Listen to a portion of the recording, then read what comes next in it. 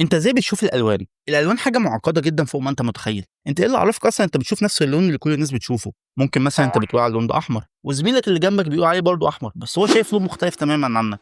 الموضوع ده ممكن نتكلم عليه كتير ونفتح بسبب مواضيع فلسفيه كتير جدا، بس احنا هنهتم النهارده ان احنا نتكلم عن مرض معين بسببه الناس مش بتقدر تشوف بعض الالوان او حتى كلها، وهو عمى الالوان. بس في الاول لازم نفهم اصلا عينك بتشوف الالوان ازاي. عينك فيها خلايا اسمها خلايا مخروطيه بتتقسم لثلاث انواع، كل نوع منهم مسؤول انه يستقبل لون معين. في خلايا مسؤوله عن اللون الازرق، وخلايا مسؤوله عن اللون الاحمر، وخلايا مسؤوله عن اللون الاخضر.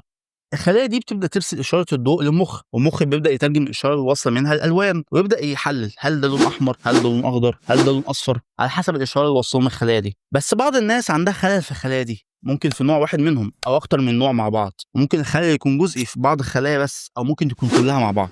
عمل الالوان حدته بتختلف من شخص للتاني، ممكن يكون شخص مش بيعرف يميز بعض درجات الالوان من بعض، ودي اخف حاله موجوده. وممكن تكون مش بتعرف تميز الالوان الاساسيه خالص، زي مثلا الخلايا المخروطيه المسؤوله عن اللون الاحمر كلها بايظه، فما تقدرش تشوف اللون الاحمر خالص. وفي بعض حالات عمى الالوان ما بتقدرش تشوف غير ابيض واسود، بس دي حالات نادره جدا. بس غريب ان ممكن شخص يكون عنده عمى الوان ومش بيعرف يميز من الوان معينه، مع ذلك عقله بيقدر يميزهم عادي عن طريق الريحه او شكل الحاجه. مثلا فعقله مثلا ربط ان الورده غالبا بتبقى لونها احمر، فهو ممكن يكون شايف لون اخضر، بس عقله اتعود ان درجه لون الاخضر دي مع شكل الورده بيدينا لون احمر.